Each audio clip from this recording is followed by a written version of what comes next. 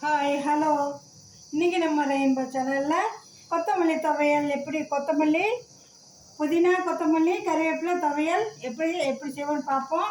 அதுக்கு என்னென்ன வேணும் பார்ப்போம். வெள்ளைப்பூண்டு, ஒரு சின்ன வெங்காயம், இப்போ பல்லாரி வெங்காயம், அரிஞ்சு வெங்காயம், பட்டை வத்தல்,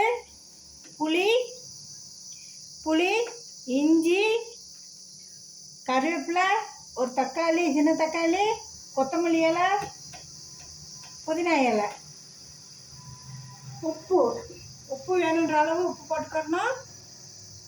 ஜீனி, பெரிய கரண்டிக்கு ஒரு கரண்டி ஜீனி. இதை நம்ம இப்போ வதக்க போகிறோம். அதுக்கு முன்னாடி இந்த உளுந்தம் பருப்பு கொஞ்சம் நம்ம இதிலேருந்து வறுத்து எடுத்துக்கிறணும். வானலியில் போட்டு கொஞ்சோண்டு எண்ணெய் ஊற்றி வறுத்து எடுத்துக்கிறணும். வறுக்கிறதுக்கு நல்லெண்ணெய். இப்போ நம்ம ஸ்டவ் பற்ற வைப்போம். ஸ்டவ் பற்ற வச்சாச்சு. இப்போ நம்ம வானலியை எப்படி சூடாகிறக்காண்டி வச்சுருக்கேன். நான் மாற்றிடுவோம். நல்லெண்ணெய்,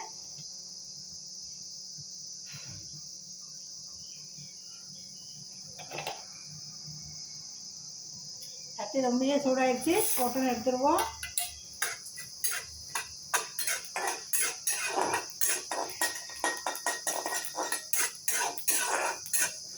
நல்லா வறுத்தாச்சு. நல்லா வறுத்த கருப்பாயிரும்.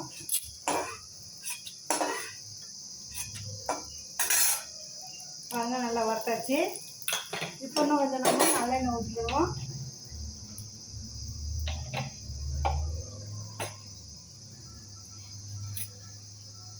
பூண்டு,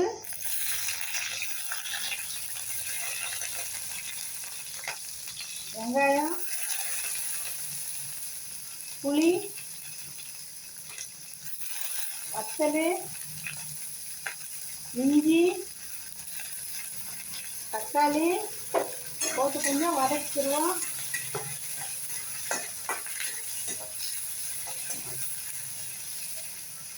கொஞ்சம் வதங்கட்டும். நல்லா வதங்கிடுச்சு. இப்போ கறிவேப்பிலை, கொத்தமல்லி,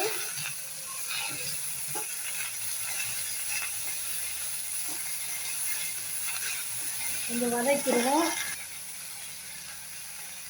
இப்போ புதினா இலையும் போட்டுருவோம்.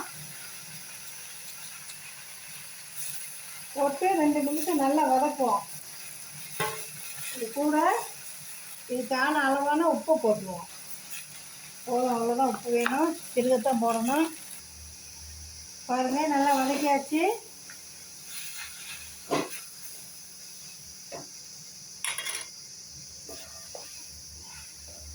வதக்கியாச்சு. இப்போ இதில் நம்ம ஜீனி போட போகிறோம். ஜீனி போட்டாச்சு. போட்டு நல்லா வதக்கி இப்போ இந்த பிளேட்டில் எடுத்துக்க போகிறோம். இந்த மாதிரி பிளேட்டில் எடுத்து ஃபேன் கடியில் ஆற வைக்க போகிறேன். ஆற வச்சுட்டு வந்து அப்புறம் மிக்சியில் போட்டு அரைச்சி அப்புறம் தாளிக்கணும், வதக்கணும். இப்போ பாருங்கள், நல்லா ஆறிடுச்சு. இப்போ நம்ம இதை ஜாரில் போட்டு அரைக்க போகிறோம்.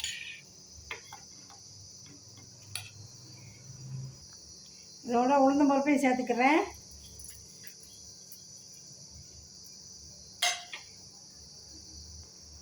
பாருங்கள் நேர்களே, இப்போ நம்ம கொத்தமல்லி இலை, கருவேப்பிலை இலை போட்டு மூணு இலையும் போட்டு கருவேப்பிலை, கொத்தமல்லி, புதினா இலை 3ஐயும் போட்டு நல்லா வதக்கி இந்த மாதிரி துவையல் நல்லா அரைச்சாச்சு. வதக்கி இதை இப்போ நம்ம வானலியில் வதக்க போகிறோம். தாளித்து வதக்க போகிறோம். அடுப்பு மூட்டி விட்டுக்கிடுவோம்.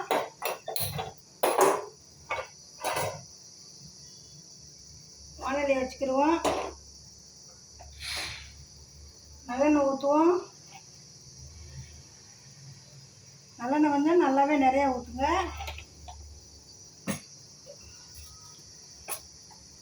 கடுகு,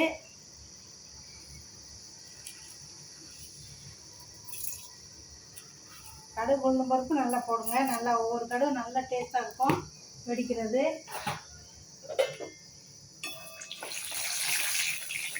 நல்லா வெடிக்கட்டும். கடுகு நல்லா வெடிச்சிருச்சு. இப்போ நம்ம இந்த அரைச்சதை இதில் கொட்டிடுவோம்.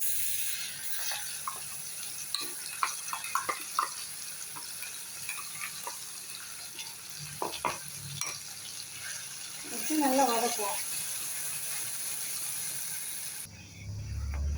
பாருங்கள், நல்லா வதங்கிடுச்சு. வாடை சூப்பராக இருக்குது. 3 இலையும் சேர்ந்து நல்லெண்ணெய் கூட வதக்கி நல்லா அரைச்சப்போ வாடையாக சூப்பராக இருக்குது. இதில் 1 ஸ்பூன் எடுத்து வச்சு 1 பிளேட்டு சோறு சாப்பிடலாம்.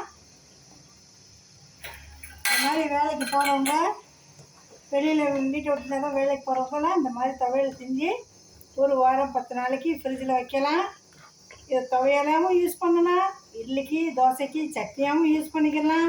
சட்னிக்கு வேணும்னா கொஞ்சம் தண்ணி விட்டு கலக்கிக்கணும்.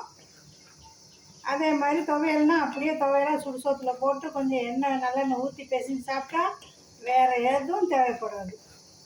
இது உடம்புக்கு ரொம்ப நல்லது. 3லேயுமே நல்ல விட்டமின் இருக்குது. கருவேப்பிலையில் சூப்பரான விட்டமின் இருக்குது. மினரலான கருவேப்பிலை சாப்பிட்டாலே போதும், நல்லா முடி வளரும். நம்ம உடம்புக்கு அயரன் விட்டமின் தான் ரொம்ப தேவை. உடம்ப அதான் மெயின்டைன் பண்ணும். அதனால் இதில் அயரன் விட்டமின் நிறைய இருக்குது. இந்த மாதிரி துவையல் செஞ்சு குழந்தைகளுக்கு எல்லாருக்கும் கொடுங்க. இது எல்லாருமே சாப்பிடலாம். சுகர் பேஷண்ட்டும் சாப்பிட்லாம். ஏன்னா நிறைய ஜீனி இல்லை. அப்படி ஜீனி ரொம்ப ஹை சுகர்காரவங்களுக்கு ஜீனி இல்லாமல் கூட செஞ்சு கொடுங்க. இல்லை பாதி எடுத்து அவங்களுக்கு தனியாக எடுத்து வச்சுட்டு அதுக்கு பின்னாடி ஜீனியை ஆட் பண்ணுங்கள். நேர்களே பாருங்கள், நல்லா வதக்கியாச்சு. இப்போ நம்ம எந்த பாத்திரத்தில் நம்ம ஸ்டோர் பண்ணணுமோ அந்த பாத்திரத்தில் எடுத்து வச்சுருவோம்.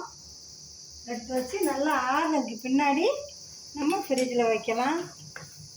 நல்லா வதங்கியாச்சு. இந்த சூப்பராக இருக்குது. இப்போ எடுத்து வச்சுருவோம். ஸ்டவ் ஆஃப் பண்ணிடுவோம்.